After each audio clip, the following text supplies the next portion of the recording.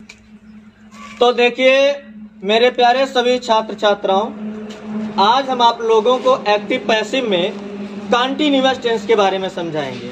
किसके बारे में?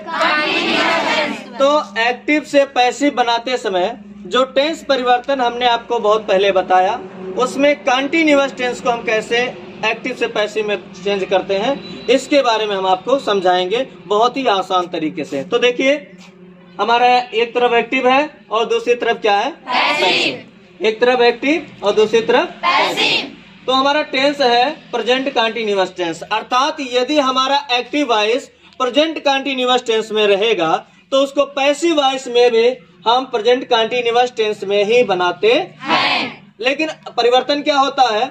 वैसे हमने आपको बताया एक्टिव और से पैसिव बनाते समय दो प्रकार के परिवर्तन किए जाते हैं। पहला है टेंस परिवर्तन, दूसरा है प्रोनाउन परिवर्तन।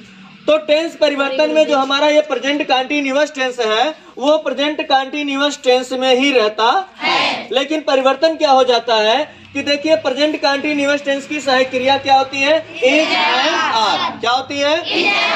लेकिन जब इसको हम पैसिव वॉइस में बनाते हैं तो सहायक क्रिया तो वही रहती है, इज, एम, आर ही रहता है, लेकिन इसके साथ बीइंग जुड़ जाता है। क्या जुड़ जाता है? बीइंग। और ये बीइंग क्यों जुड़ता है अभी हम आपको वाक्य के माध्यम से बताएंगे। तो देखिए अब हम आपको सेंटेंस के माध्यम से बताएंगे, सभी लोग ध्यान से समझिएगा, एक एक वर्ड को ध्यान में रखिएगा, सभी को पूरा समझ में आ जाएगा। तो देखिए हमारा पहला सेंटेंस है, मान लीजिए हमने लिखा सीमा इज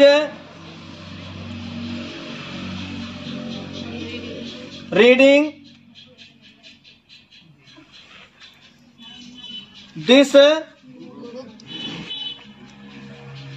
बुक। ठीक है, हमने क्या लिखा? Seema is reading this book. Okay, तो देखिए हमने सेंटेंस लिखा Seema is reading this book. देखिए सीमा हमारा सब्जेक्ट है, इज हमारा प्रेजेंट कंटीन्यूअस टेंस की सहायक क्रिया है, क्योंकि हमारा सब्जेक्ट एक वचन है तो उसके साथ इज लगता है। मेन वर्ब के फर्स्ट फॉर्म में आईएनजी जोड़ करके लगाते हैं। तो देखिए आपका हो गया रीडिंग और दिस बुक माने यह किताब। इसका मतलब हुआ सीमा यह किताब पढ़ रही है। क्या हुआ? सीमा यह किताब पढ़ रही है। तो देखिए जब इसको हम पैसिव में चेंज करते हैं तो हमने आपको बहुत पहले बताया है कि एक्टिव से पैसिव बनाते समय हम ऑब्जेक्ट को सबसे पहले लिखेंगे। तो यहाँ पर देखिए ये हमारा सब्जेक्ट है, ये हमारा हेल्पिंग वर्ब है और ये मेन वर्ब है, और दिस बुक हमारा क्या है? ऑब्जेक्ट है। दिस बुक हमारा क्या है? ऑब्जेक्ट है। तो सबसे पहले इसको जब हम पैसिव वॉइस बनाएंगे तो हम लिखेंगे क्या? This book. क्या लिखेंगे? This book. This book. समझ में आया कि नहीं आया? देखिए ये हमारा ऑब्जेक्ट है, ऑब्जेक्ट को हमने सब्जेक्ट के स्थान पे लिख दिया। ठीक है, अब इसके बाद देखिए दिस बुक माने यह किताब। दिस बुक माने यह किताब। बताओ एक वचन है कि बहुवचन है? एक वचन है। तो एक वचन के साथ बताओ इसमें से हम सहायक क्रिया कौन सा लगाएंगे? इज लगाएंगे, क्योंकि एक वचन के साथ इज लगता है, बहुवचन के साथ आर लगता है और केवल आई के साथ एम लगता है। तो ठीक है, दिस बुक हमारा एक वचन है, इसलिए यहाँ पर हम क्या लगाएंगे? सहायक क्रिया इज लगाएंगे। क्या लगाएंगे? इज। अब इज के बाद देखिए, ठीक है, इन तीनों में से हमारा इज यहाँ पर आ गया। अब इसके बाद हमने क्या लिखा है? Plus being. क्या लिखा है? अब प्लस बीइंग के बारे में हम आपको बता दें, ये प्लस बीइंग आता क्यों है, कहाँ से आता है, क्यों हम लिखते हैं। तो ध्यान दीजिए, इज तक हम पहुंच गए, हेल्पिंग वर्ब तक पहुंच गए हैं। अब यहाँ पर हमारे पास क्या है? मेन वर्ब आ गया। क्या आ गया? Main verb. तो मेन वर्ब जब आ गया तो मेन वर्ब में देखिए हमारा आईएनजी फॉर्म लगा हुआ है, अर्थात उसके फर्स्ट फॉर्म में आईएनजी जोड़ा गया है। तो इस आईएनजी को हटाने के लिए हम यहाँ पर क्या लिखेंगे? बीइंग लिखेंगे। क्या लिखेंगे?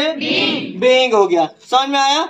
अब बताइए यहाँ से हमारा आईएनजी यहाँ आ गया, अभी बचा क्या है? रीड। क्या बचा है?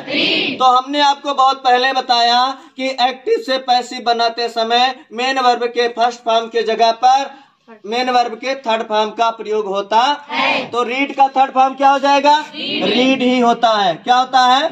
रीड हो गया। समझ में आया कि नहीं आया? रीड हो गया। अब हम यहाँ तक पहुँच गए। इसके बाद हमने बताया कि सब्जेक्ट को लिखने से पहले हम उसके पहले बाई लगाते हैं। क्या लगाते हैं? बाई। तो यहाँ पर देखिए हमारा हो गया बाई। क्या हो गया? बाई। अब बाई हो गया ना। अब इसके बाद जो हमारा सब्जेक्ट है, इस सब्जेक्ट को हम ऑब्जेक्ट के स्थान पे ले जाएंगे। तो ये कोई नाउन है, इसलिए प्रोनाउन नहीं है तो चेंज नहीं होगा। बाई क्या हो जाएगा? सीमा। क्या हो जाएगा? सीमा। सीमा। इस तरह से हमारा एक्टिव से पैसिव में सेंटेंस हमारा बन गया। ठीक है, इस तरह से हमारा एक्टिव से पैसिव सेंटेंस हमारा कंप्लीट हो गया। आप लोग को समझ में आया कि नहीं आया? यदि आप लोगों को हमारा ये एक्टिव से पैसिव समझ में आया होगा और कंटिन्यूअस टेंस समझ में आया होगा तो आप लोग इस वीडियो को दनादन शेयर करके और लाइक सब्सक्राइब हमारा बढ़वाइए। कल हम आपको प्रेजेंट परफेक्ट टेंस पे और बेहतरीन ढंग से बनाएंगे। Thank you. चलिए ध्यान दीजिए मेरे प्यारे सभी स्टूडेंट्स, यदि आप लोगों को हमारा एक्टिव पैसिव समझ में आया तो मैं आप लोगों को एक उदाहरण दे रहा हूं, जरा आप सभी लोग मुझे बना करके दिखाओ। ठीक है, तो देखिए यहाँ पर हमारे पास ये उदाहरण है, सभी लोग नोट करिए अपने कॉपी में और इसको बना करके दिखाइए। Meera is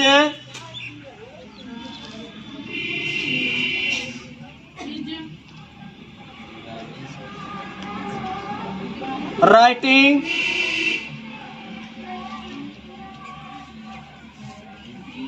this lesson. Meera is writing this lesson. तो अगर आप लोगों को हमारा एक्टिव पैसिव समझ में आया तो ये उदाहरण है, आप लोग तुरंत मुझे बना करके दिखाइए।